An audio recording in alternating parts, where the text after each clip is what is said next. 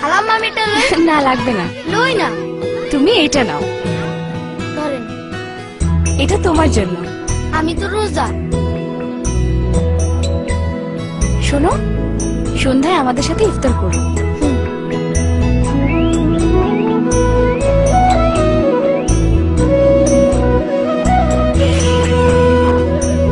আসো আসো। আমার ইফতারটা বাসে লয়ে যাই, আমার বইনের রোজা। সময় হয়েছে।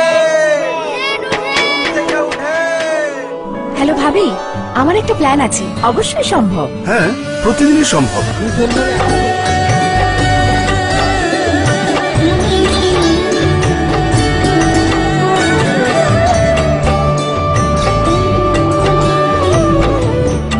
পরস্পরের পাশে থেকে আমরাই পারি পবিত্র রমজানকে আরো সার্থক করে তুলতে।